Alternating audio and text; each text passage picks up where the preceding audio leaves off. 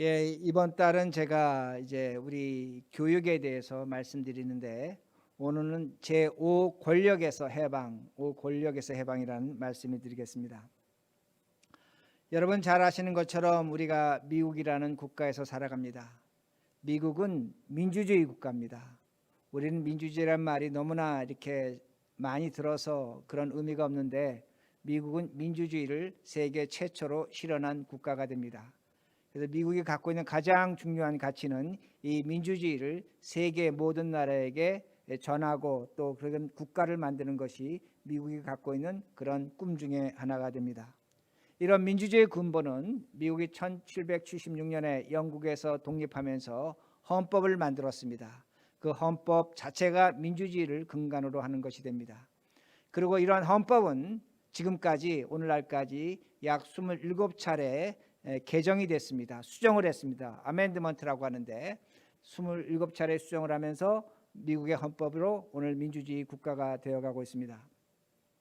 이런 수정 헌법 중에 가장 중요한 것이 우리가 항상 뉴스를 통해서 듣는 것이 수정 헌법 1조와 2조가 됩니다. 제가 2조는 말씀드리지 않고 1조를 말씀드릴 텐데 1조는 우리의 자유에 관한 것이 됩니다. 수정 헌법 1조 제일 먼저 나오는 것 신앙의 자유입니다. 미국 시민은 어떠한 종교도 가질 수가 있습니다. 어떠한 믿음의 생활도 할 수 있습니다. 두 번째는 언론의 자유입니다. 미국은 언론기관이 자유롭게 어떤 의사를 표현할 수 있는 그런 제도적 장치를 허락한 나라가 됩니다. 세 번째는 표현의 자유입니다. 우리는 각자가 어떤 의사든지 어떤 말이든지 얼마든지 할 수 있는 것 바로 미국이 허용한 자유가 됩니다. 그리고 또 하나 자유가 있는데 집회의 자유입니다. 우리 교회처럼 어떤 모임이든지 자유롭게 모여서 집회할 수 있는 집회의 자유가 있고 마지막이 청구권의 자유입니다. 정부에 대해서 나를 책임지라고 권리를 요구할 수 있습니다. 이런 권리를 요구할 때 정부가 우리를 법적으로 제재하거나 보복할 수 없다고 수정헌법 1조는 분명히 기록하고 있습니다. 그런데 이렇게 자유로운 국가에서 아주 놀라운 사건이 발생했습니다. 이건 전대미문의 사건인데 민주주의 국가에서 지난 1월 6일 날 워싱턴 DC에서 폭도들이 난립을 해서 의사당을 점거한 적이 있습니다. 그 사건이 일어난 다음에 트위터라는 그 통신 회사가 트럼프 대통령의 그 통신 계좌를 스탑시켰습니다. 더 이상 사용하지 못하게 했고 그리고 미국에서 극우적 성격을 갖고 있는 그 단체들에 대한 통신을 차단을 아마존이나 구글이나 여러 통신 회사들이 다 막아버렸습니다. 여러분 이거는 우리가 볼 때 뭐 별것 아니라고 생각하지만 수정 헌법 1조에 근거하면 굉장한 어떤 법적인 문제가 생기는 겁니다. 제가 좀 전에 말씀드린 것처럼 수정 헌법 1조는 표현의 자유가 있는데 그 표현의 자유를 지금 언론들이 즉 그 트위터나 어떤 인터넷 회사들이 막아버린 것을 분명히 알 수 있습니다. 미국을 우리가 3권 분립의 국가라고 얘기합니다. 사법, 행정, 입법이 분리되어 있습니다. 그래서 3권을 갖고 있습니다. 그런데 우리가 통상적으로 뭐라고 얘기하냐면 언론은 표현의 자유가 있기 때문에 언론을 제4의 권력기관이라고 그렇게 말합니다. 그런데 많은 사회학자들이 이번에 이런 사건을 보면서 미국의 제5의 권력기관이 등장했다고 그렇게 말합니다. 그 5의 권력기관은 무엇이냐면 제가 좀 전에 말씀드린 구글이나 애플이나 또는 아마존이나 어떤 인터넷 서비스 하는 회사들이 제5의 권력기관이라는 겁니다. 왜 그들이 권력기관이 됐냐면 지금 제가 좀 전에 말씀드린 그런 회사들은 우리의 통신, 우리의 거래, 우리의 모든 것, 우리의 정보를 다 갖고 있습니다. 이런 회사들이 구글이나 아마존 이런 회사들이 지금 어떤 한 개인의 표현의 자유를 막아버린 겁니다. 그리고 어떤 단체의 통신을 차단시킨 겁니다. 이건 수정헌법에 의하면 분명히 문제가 될 소지를 갖고 있다는 겁니다. 그럼 왜 이런 일이 일어났는가 합니다. 여러분이 아마 뉴스를 보셨겠지만 미국의 상원 원내 청부가 미치 매코넬입니다. 미치 매코넬이 분명히 그 상원에서 뭐라고 얘기했냐면 이번에 폭동 사건은 트럼프 대통령에 의해서 일어난 일이라고 그렇게 말했습니다. 민주주의 근간을 흔들어버린 사건인데 그것이 트럼프에 의해서 일어났다는 겁니다. 자, 그러니까 어떤 이유가 성립되냐면 이런 개인적 통신 회사들이 민주주의를 지키기 위해서 한 개인의 통신 계좌를 중지할 수 있다는 겁니다. 막을 수 있다는 겁니다. 더 나아가서 그런 성향을 가진 그런 많은 어떤 성향을 갖고 있는 그런 단체들의 통신을 차단할 수 있다고 그렇게 말하는 겁니다. 표현의 자유를 절제시켰다는 겁니다. 억지시켰다는 겁니다. 무엇 때문에? 민주주의를 위해서. 여기에 딜레마가 있는 겁니다. 즉 제가 좀 전에 말씀드린 것처럼 제5의 권력에 막강한 힘을 갖게 된 것입니다. 수정헌법 자체를 이 사람들이 무능하게 만들어버릴 수 있는 가능성이 생겼다는 겁니다. 그렇기 때문에 오늘 우리들이 이 시대를 살아갈 때 제5의 권력, 즉 인터넷 서비스를 갖고 있는 어떤 구글이나 아마존이나 페이스북이나 애플 같은 회사들이 엄청난 권력과 힘을 갖고 있는 것을 우리들이 알 수 있다는 겁니다. 이들이 제5의 권력이라는 겁니다. 제가 오늘 인터넷에 대해서 말씀을 드리는 텐데 물론 긍정적인 것이 있습니다. 좋은 것이 있습니다. 그러나 저는 오늘 부정적 부분에 치중하게 될 것입니다. 제가 왜 이렇게 말씀드리냐면 최근에 많은 분들이 인터넷의 영향으로 인해서 극단화되어 있다는 겁니다. 극단성을 보여주고 있다는 겁니다. 이것이 오늘날 우리 교회가 당하고 있는 문제고 또한 이 사회가 당하고 있는 문제라는 겁니다. 그러기에 우리가 극단성에서 벗어나야 됩니다. 진리라는 것은 좌나 우나 치우치는 것이 아닙니다. 진리 자체라는 겁니다. 우리는 진리 대신 예수 그리스도를 쫓아가기 때문에 어떤 극단성을 취하면 안 됩니다. 제가 중도성을 얘기하는 것이 아닙니다. 진리라는 것은 좌가 우가 아니라는 겁니다. 편향적이지 않다는 겁니다. 그러기에 오늘 우리가 하나님 말씀을 통해서 우리가 어떤 하나님의 진리에 따라서 어떻게 하면 우리가 원래대로 정상적으로 살아갈 수 있는가 오늘 성경이 가르쳐 주게 됩니다. 오늘 본문은 여러분이 잘 아시는 것처럼 사무엘에 대한 관한 얘기가 됩니다. 사무엘에게 극단성이 나타난다는 겁니다. 사울이 아닙니다. 사무엘이라는 겁니다. 자, 제가 왜 이렇게 말씀드리냐면 하나님께서 아말렉과 전쟁하라고 그렇게 명령하십니다. 근데 전쟁을 하는데 아말렉을 진멸하라고 말씀하십니다. 여러분, 진멸이라는 것은 살아있는 모든 것을 죽여버리라는 겁니다. 근데 이 사울 왕이 아말렉과 전쟁을 하면서 그 아말렉 왕 아각을 살려줬습니다. 그리고 살찐 양과 염소를 내버려뒀습니다. 구해줬습니다. 그러니까 하나님의 말씀은 진멸하라고 했는데 진멸하지 않은 것입니다. 근데 진멸이라는 것은 히브리어로 헤렘이라는 단어인데 이 헤렘이라는 단어는 하나님 앞에 제사 드린다는 의미가 있습니다. 하나님 앞에 드리는 제물은 다 죽여야 되는 겁니다. 완전히 죽여야 되는 겁니다. 헤렘은 무엇이냐면 전쟁이지만 전쟁의 형태를 갖고 있지만 그 전쟁에 잡은 포로나 모든 생명 있는 걸 죽여서 하나님께 제물로 드리는 겁니다. 그러게 진멸하라고 말씀하시는 겁니다. 그런데 사울 왕이 아각을 살려주고 짐승들을 살려놨습니다. 하나님의 제물을 훔친 겁니다. 잘못한 겁니다. 그러기에 23절에 보면 분명히 사무엘은 사울 왕에게 뭐라고 얘기하냐면 하나님이 당신을 왕좌에 버렸다고 당당하게 선포한다는 겁니다. 사울에게 너무나 충격적인 소식이 됩니다. 그러게 사울이 사무엘상 15장 30절을 보면 이렇게 얘기합니다. 사무엘상 15장 30절 제가 읽습니다. 여러분 듣기만 하시기 바랍니다. 사울이 이르되 내가 범죄하였을지라도 이제 청없노니 내 백성의 장로들 앞과 이스라엘 앞에서 나를 높이사 나와 함께 돌아가서 내가 하나님 여호와께 경배하게 하소서 하더라. 이 말씀 뭐냐면 사울 왕이 나 잘못했습니다. 하나님의 제물을 도둑질했습니다. 내가 하나님께 제사를 드리겠습니다. 저를 용서해 주시고 저를 다시 한번 이스라엘 백성과 장로들 앞에서 체면을 세워주십시오 라고 그렇게 말하는 겁니다. 회개하는 겁니다. 죄를 그 용서를 하나님께 구한다는 그 말씀이 됩니다. 제사를 드렸습니다. 예배를 드렸습니다. 그런데 문제가 어디서 나타나냐면 제물을 훔친 사울 왕에게 나타나는 것이 아니라 사무엘에게 나타나는 겁니다. 사무엘은 선지자입니다. 예언자입니다. 제사장입니다. 하나님을 누구보다 가깝게 믿는 사람인데 그에게 문제가 나타난다는 겁니다. 제사를 드린 후에 성경을 읽지 않겠지만 33절을 보시면 이 사무엘이 아가 왕을 찍어 쪼개 죽였다고 성경 말씀합니다. 찍어 쪼개 죽였다는 겁니다. 여러분 다른 성경을 의역한 것을 보면 세워놓고 머리를 반쪽 내서 찍어 죽였다는 그런 의미로 해석을 해놨습니다. 사람을 도륙을 낸 겁니다. 반토막을 낸 겁니다. 잔인하게 죽인 겁니다. 예배를 드린 다음에 누가? 사무엘이 그랬다는 겁니다. 아주 잔인하게 죽였습니다. 잔인하게 죽이면서 또한 말을 덧붙입니다. 뭐라고 아각에게 덧붙이냐면 내가 많은 여인을 죽임으로 말미암아 그 아들을 죽인 것과 마찬가지로 내가 너를 오늘 칼로 죽여서 내 어미가 자식이 없는 어미로 만들어버리겠다는 겁니다. 심지어는 아각의 어미까지 저주하며 지금 이 아각을 죽였다는 겁니다. 뭘 성경이 보여줍니까? 하나님께 제사 드렸습니다. 하나님께 제사 드렸는데 마음에 평화가 없는 겁니다. 마음에 평화가 없을 뿐만 아니라 잔인하게 죽여버렸다는 말씀이 됩니다. 그러기에 사무엘은 예배를 드렸지만 무언가 이상한 예배를 드렸다는 겁니다. 헛된 예배를 드렸다는 겁니다. 그런데 문제는 뭐냐? 이 사무엘의 증상이 점점 심해집니다.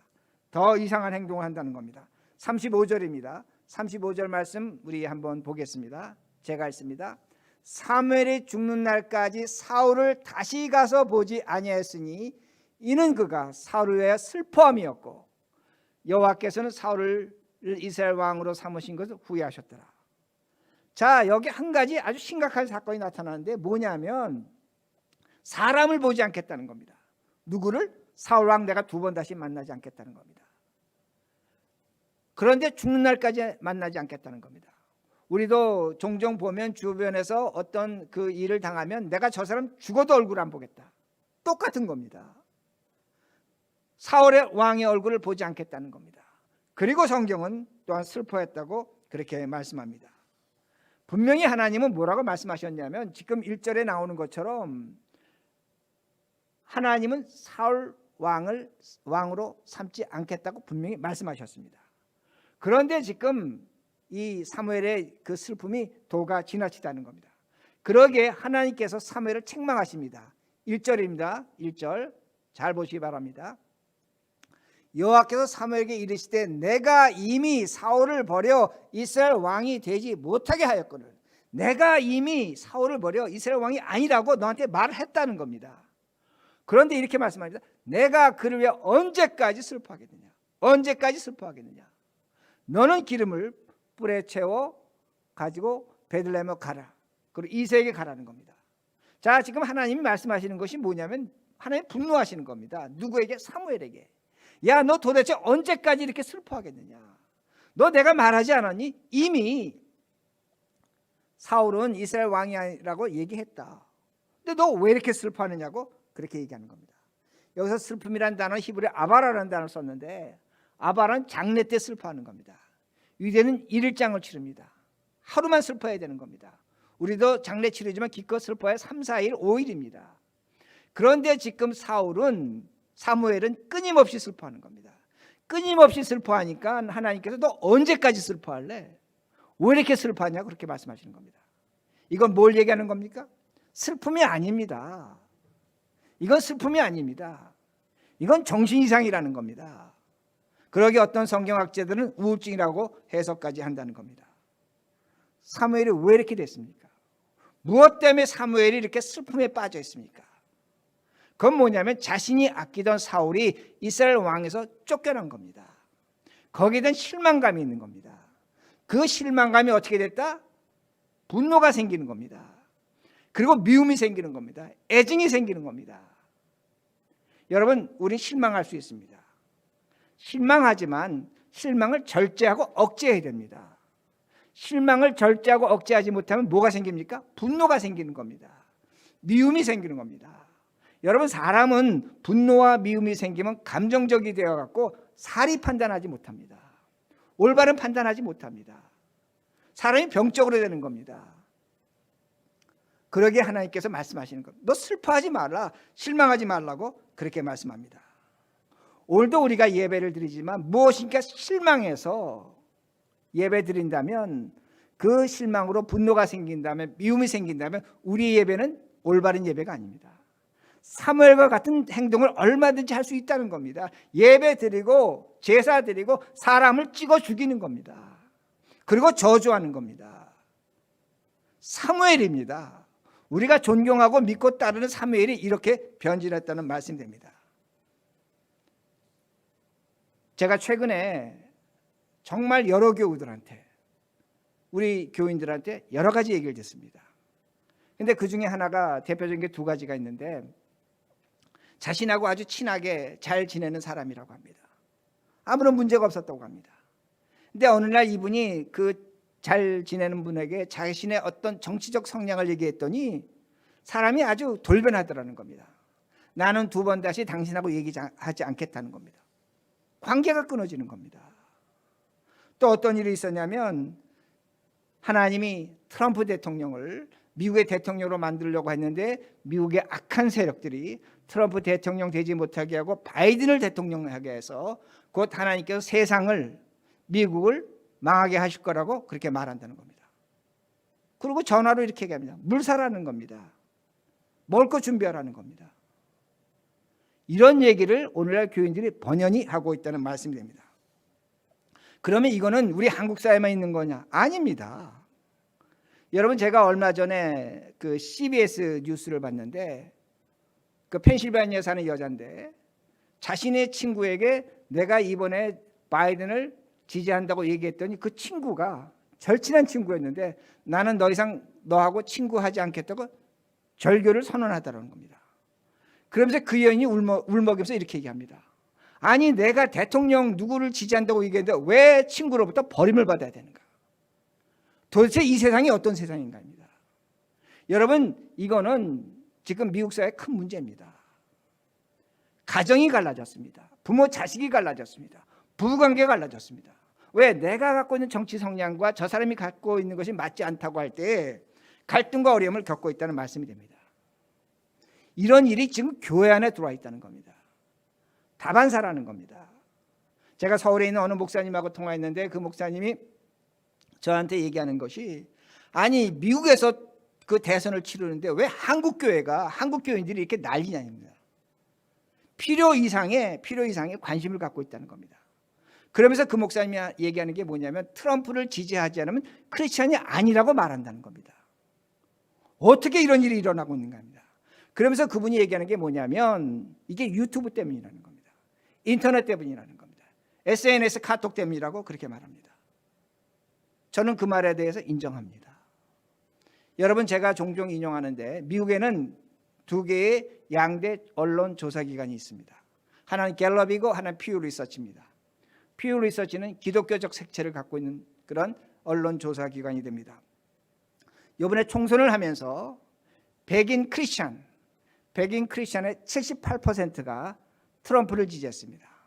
바이든을 지지한 것은 17%가 됩니다. 즉 백인 크리스찬들은 4배 이상 트럼프를 지지했다는 겁니다. 그리고 아시는 것처럼 조 바이든은 캐톨릭 신자입니다. 독실한 신자입니다. 그런데 백인 캐톨릭 신자 중에 52%가 트럼프를 지지했습니다. 그리고 43%가 바이든을 지지했습니다. 여기도 커다란 차이가 나타난 겁니다. 즉 백인 크리스천들은 캐톨릭 신자들은 트럼프를 지지한 겁니다. 그럼 왜 그렇게 지지했는가? 백인 기독교인들은 어떤 생각을 하냐면 트럼프가 자신들에게 바이든보다 더 우호적이라는 겁니다. 그러기에 그렇게 지지했다는 겁니다. 그리고 또 하나는 뭐냐면 무신론자들, 종교를 갖지 않고 있는 사람은 71%가 바이든을 지지했고 22%가 트럼프를 지지했습니다. 여기도 4배 차이가 나는 겁니다. 그리고 유색인종이나 또한 그 무종교 종교를 갖고 있지 않는 사람들이 바이든에게 우호적입니다. 트럼프보다는 바이든이 우리에게 더 우호적이라는 겁니다. 그럼 왜 이렇게 극단화되어 있는가? 양극화되어 있는가? 언론은 말합니다. 학자들은 말하는데 뭐냐? 인터넷이라는 겁니다. SNS라는 겁니다. 이런 것에 의해서 지금 극단화됐다는 것을 보여주고 있습니다. 그러게 이번에 어떤 일이 일어나는 겁니다.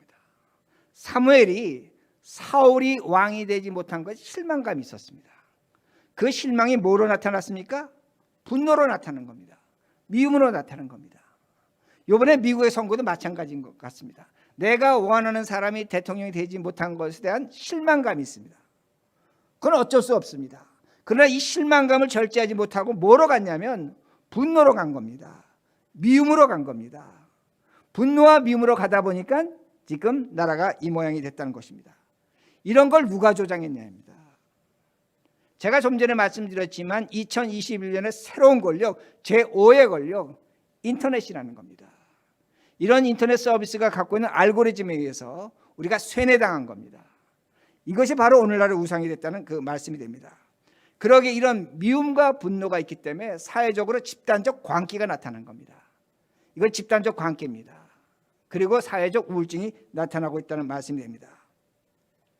여러분, 제가 왜 이렇게 다시 말씀드리냐면, 이번에 그 의사당 난립한 사람 중에 한 사람의 예를 제가 그걸 봤는데, 그 사람 6개월 전까지만 해도 굉장히 상식적인 사람이었습니다. 아무런 문제가 없는 사람이었습니다. 정상적인 사람이었습니다. 그런데 그가 지난 6개월 동안 어떤 SNS를 통해서, 인터넷을 통해서 극우적인 성향의 그것을 계속 보기 시작한 겁니다. 그 사람이 6개월 만에 의사당을 쳐들어간 사람이 된 겁니다. 사람이 변했다는 겁니다. 6개월 사이에 그가 접하고 그가 들은 인터넷 사이트에서 그가 그렇게 변질됐다는 말씀이 됩니다. SNS와 그 인터넷 모든 프로그램은 알고리즘에서 작동합니다. 즉 알고리즘에서 작동합니다. 여러분, 이걸 잘 이해하셔야 된다는 말씀이 됩니다. 제가 왜 이렇게 말씀드리냐면, 예를 듭니다. 여러분, 유튜브라는 것이 있습니다. 우리 한국 분들이 많이 보는데, 유튜브라는 그 사이트 자체는 절대로 무료 사이트가 아닙니다. 그 사이트는 광고로 돈을 버는 것입니다. 광고로 돈을 버는 것입니다. 그러게 한번 유튜브에 접속하면 유튜브는 그 접속한 사람을 붙잡아 두기 위해서 그 사람이 좋아하는 성향을 알고리즘이 계산을 해서 유사한 프로그램을 저절로 뜨게 하는 겁니다. 저절로 보여주는 겁니다. 그러면 그걸 계속 보게 되는 겁니다. 그러면 접속 숫자가 늘어가면 유튜브는 광고주에게 더 많은 돈을 받아낼 수 있습니다. 돈을 수입이 생기는 겁니다. 그리고 그 프로그램을 만든 사람은, 그 유튜브에 올리는 영상을 만들어내는 사람은 그 클릭 숫자가, 조회 숫자가 올라가면 올라갈수록 유튜브에서 돈을 줍니다. 돈을 줍니다. 제가 오늘 어떤 분에게 들은 얘기인데 1억까지 준다고 합니다. 엄청난 돈을 주는 겁니다. 그러다 보니까 그 내용이 어떻게 됩니까? 선정적이게 됩니다. 그리고 아주 자극적입니다. 그 자극적이고 선정적이라면 어떻게 돼야 됩니까? 거짓이 들어갈 수밖에 없는 겁니다.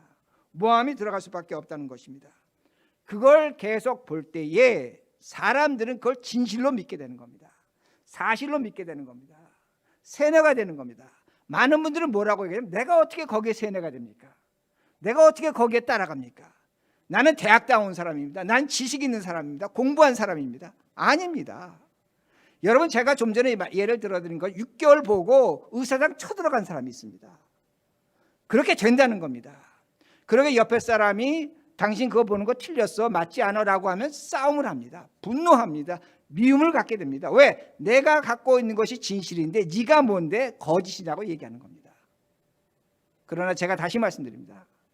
유튜브는 돈 버는 곳입니다. 우리에게 진리와 진실을 가르쳐주지 않는 곳입니다. 그런데 우리가 거기에 쇠뇌당해서 오늘날 이런 일이 나타나고 있다는 겁니다.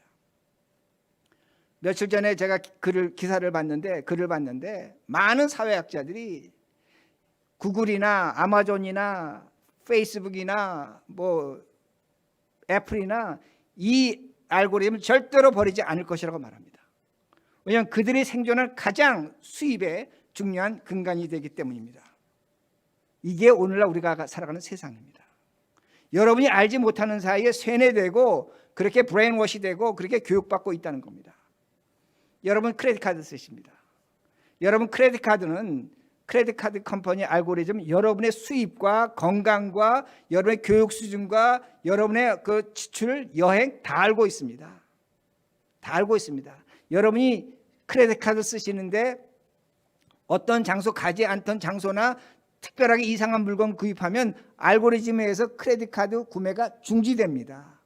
물론 좋은 거죠. 우리를 보호해 주려고. 그건 뭘 얘기하는 겁니까?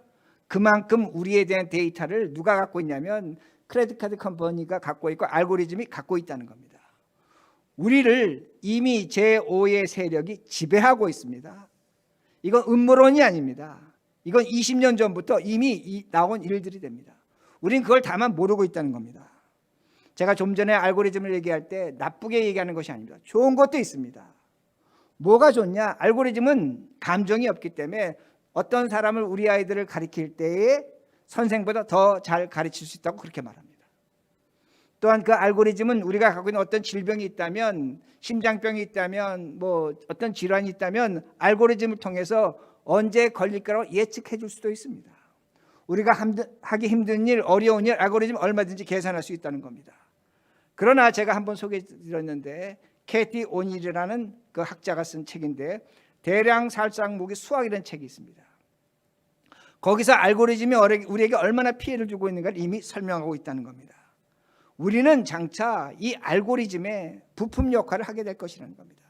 알고리즘을 따라가는 것이지 우리가 알고리즘을 끌고 갈 수 없다고 그렇게 말합니다. 그 중추가 뭐냐? 인터넷이라는 겁니다. 여러분 지금 팬데믹 이렇게 전염병이 나타나고 있는데 알고리즘으로 계산하면 제가 언제 전염병에 걸릴 수 있는 가능성을 이미 계산해냅니다. 그 알고리즘에 따라서 이미 저는 직장에서 또는 어떤 일터에서 쫓겨날 수도 있습니다. 알고리즘으로 돈이 없는 자들, 사회적 약자들은 더 많은 보험료와 경비를 지불해야 되는 것이 오늘날 세상이라는 겁니다. 우린 지금 그런 세상에 살아가고 있다는 겁니다. 제가 좀 전에 말씀드린 것처럼 미국의 수정헌법 1조가 그렇게 중요한 법이지만 그 수정헌법 1조에 나오는 표현의 자유를 무능하게 만들어버릴 수 있을 정도로 힘을 갖고 있는 것이 오늘날 알고리즘이라는 겁니다. 그러기에 우리들이 이런 우상에서 어떻게 벗어날 것인가 합니다. 어떻게 벗어날 것인가 합니다. 오늘 사무엘서를 보면 하나님께서 사무엘에게 말씀하십니다. 그렇게 우울하고 그렇게 지금 힘들어하는 사무엘에게 뭐라고 말씀하시냐면 내가 새로운 왕을 준비했다. 새로운 사람을 만나라는 겁니다. 사람을 만나라고 그렇게 말씀하십니다. 근데 사무엘이 사람 만나지 않겠다는 겁니다. 즉 나는 사무엘 만나지 않는 것처럼 모든 사람 만나지 않겠다고 사람을 회피한다는 겁니다. 그런데 2절에 이렇게 말씀이 나옵니다. 2절 16장 2절입니다. 사무엘이 이렇게 얘기합니다. 사무엘이 이르되 내가 어찌 갈 수 있으리까? 사울이 들으면 나를 죽이리이다 하니 여호와께서 이르시되 너는 암송아지 끌고 가서 말하기를 내가 여호와께 제사를 드리러 왔다 하고. 자, 여기서 뭐라고 얘기하냐면 사무엘이 뭐라고 얘기하냐면 내가 어찌 사람을 만납니까? 나 가지 못합니다. 내가 가면 사울 왕이 나를 죽일 겁니다. 근데 이거는 여러분 피해망상증입니다. 왜냐하면 이미 하나님이 여러 차례 말씀하셨습니다. 사울은 더 이상 왕이 아니다. 그리고 사무엘 자체가 사울에게 당당하게 떳떳하게 뭐라고 했냐면 당신은 더 이상 이스라엘 왕이 아니라고 선포했습니다. 지금 피해망상에 걸려 있다는 겁니다. 그러니까 나는 가지 못하겠다는 겁니다. 근데 하나님이 방법을 가르쳐 주시는데 이새의 집을 찾아가서 제사를 드리겠다고 얘기하라는 겁니다. 제사를 드리겠다는 겁니다. 자, 첫 번째 제사에서는 사람을 잔인하게 찍어 죽였습니다. 근데 하나님께서 두 번째 새로운 제사를 가르쳐 주십니다. 이 제사는 뭐냐면 히브리어로 보면 샬렘이라는 단어를 썼는데 샬렘이라는 단어는 샬롬에서 나온 단어입니다. 화목이다, 평강이라는 겁니다. 즉 화목 제사를 드리라는 겁니다. 우리 성경은 화목 제사라고 쓰지 않았지만 히브리어로 보면 이 제사는 화목 제사입니다. 화목 제사를 드리라는 거냐? 송아지 끌고 가서 화목 제사를 드리라는 겁니다. 자, 그럼 화목 제사가 뭡니까? 화목 제사는 세 가지가 갖춰져야 됩니다. 제사를 드려줄 제사장이 있어야 됩니다. 그리고 제물을 드리는 사람이 있어야 됩니다. 그리고 친구가 있어야 됩니다. 이 말씀이 뭐냐면 화목 제사를 드리고 제물을 갖다 바치는데 큰 걸 갖다 바칩니다. 화목 제사는. 그런데 제물을 드린 자와 친구가 이틀 안에 그 제물을 다 먹어야 됩니다. 만약에 그 제물을 다 먹지 못하면 이틀 안에 먹지 못하면 어떤 일이 생기냐면 제물을 드린 자와 친구가 죄인이 되는 겁니다. 이 말씀의 의미는 하나님과 화목하지 못하게 되는 겁니다. 그러니까 화목 제사를 드린다고 할 때 친구를 데리고 와야 되는데 아무나 그 제사를 함께 드리려고 하지 않습니다. 내가 이 제사를 잘못 드리면 내가 죄인이 되기 때문입니다. 근데 하나님께서 지금 사무엘에게 뭐라고 말씀하면 너 화목 제사 드릴 테니까 뭘 준비하라니까 친구 찾아오라는 겁니다. 친구 데려오라고 그렇게 말씀하시는 겁니다. 사람과 사람의 관계가 회복될 때 하나님의 관계가 회복되는 겁니다. 오늘날 우리 교인들의 가장 큰 잘못은 뭐냐면 나는 저 인간 두 번 다시 보지 않을 거야. 저 사람하고 말도 섞지 않을 거야. 하나님만이 나를 이해하실 거야. 하나님이 내 기도 들으실 거야. 천만의 말씀입니다. 하나님 절대로 그 기도 듣지 않습니다. 제가 장담합니다. 사람과 사람의 인간관계가 회복되지 아니하고 하나님께 나아간다? 그런 법은 없습니다. 인간과 인간의 관계가 회복된 다음에 하나님께 나가고 하나님과 화목할 수 있는 겁니다. 하나님께서 지금 사무엘에게 뭘 가르쳐 주시냐면 너 정신 차리라는 겁니다. 너가 정말로 제사장이면 네가 너와 함께 화목제 먹어줄 친구를 데려오라는 겁니다. 이걸 성경이 우리에게 분명히 보여줍니다. 사람에 대한 실망을 버려야 됩니다. 나를 실망시킨 사람에 대한 그 미움과 증오를 버려야 된다는 겁니다. 그래야만 제사가 되는 겁니다. 그래야만 예배가 되는 겁니다. 이걸 하나님께서 사무엘에게 분명히 요구하십니다. 자, 그러면 우리가 질문해 봐야죠. 이런 팬데믹에 우리가 어떻게 사람 만납니까? 사람 만나기 너무 힘듭니다 라고 그렇게 말합니다. 그러니까 인터넷 보고, 그러니까 카톡하고, 그러니까 유튜브 하고. 여러분이 사람 만나는 건 간단합니다. 여러분이 인터넷 하는 시간, 유튜브 하는 시간, 카톡 하는 시간, SNS 보는 시간 줄여보면 사람이 나타납니다. 누구인가입니다. 내 옆에 있는 자식들입니다. 아내와 남편들이라는 겁니다. 여러분이 이러한 인터넷 알고리즘에서 벗어나면 친구가 나타나는 겁니다.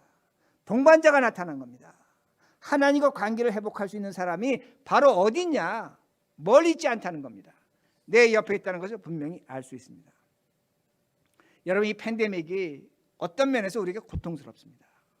그러나 개인적으로 생각해 보면 특히 자녀를 갖고 있는 분들에게는 황금의 기회입니다. 우리가 바쁜 이민 생활에 언제 아이들하고 이렇게 시간을 보냅니까? 언제 아이들하고 함께 이렇게 지낼 수 있습니까? 황금의 기회라는 말씀입니다. 오늘도 많은 부모들이 아이들에게 인터넷 하지 마, 게임 하지 마. 너 인터넷 하냐고 게임하지 않으면 내가 돈 줄게, 뭐 해줄게, 이렇게 얘기합니다. 여러분, 그런 유치한 방법은 버리시기 바랍니다. 그 아이들이 우리 자식들이지만 여러분의 친구입니다. 그들과 함께 하셔야 됩니다. 그들과 함께 한다는 건 뭐냐? 시간과 공간을 만들어내는 겁니다. 함께 산책을 하든 함께 책을 읽든 함께 어떤 프로젝트를 하든 그렇게 하셔야 된다는 겁니다. 그렇게 할 때에 내 자녀들과 함께 할 때, 화목할 때 하나님이 우리와 함께 화목하시는 겁니다. 우리는 우리 자식을 마음대로 내버려 두고 내 할 일을 하고 하나님과 화목한다? 그런 법은 없다는 겁니다. 프로젝트 하나 하시라는 겁니다. 그리고 어떻게 됩니까? 나의 옆 사람과 대화할 실력을 키워야 됩니다. 여러분, 아이들하고 대화할 실력을 키워야 됩니다.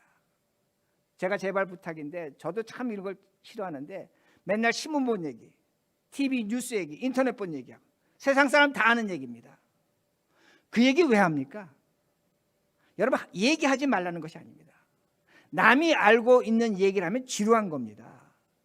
여러분이 남이 모르는 얘기, 세상에 대해서, 자연에 대해서, 인간에 대해서 얘기를 하실 줄 알아야 됩니다. 어려운 것 아닙니다. 여러분, 성경 보시면 됩니다. 성경 보시면 제가 뭐라고 말씀드렸습니까? 책 보게 되어 있습니다. 책 보게 되어 있습니다. 책과 성경은 불가분의 관계입니다. 여러분, 그렇게 되면 어떻게 됩니까? 아이들도 책 봅니다. 아이들도 성경 봅니다. 대화가 달라지는 겁니다. 얘기의 폭이 달라지는 겁니다. 자연을 얘기할 수 있고 역사를 얘기할 수 있고 철학을 얘기할 수 있는 겁니다. 어떤 분이 이렇게 얘기하죠. 목사님, 그걸 어떻게 우리가 얘기합니까? 그럼 여러분들은 아이들 왜 교육시킵니까?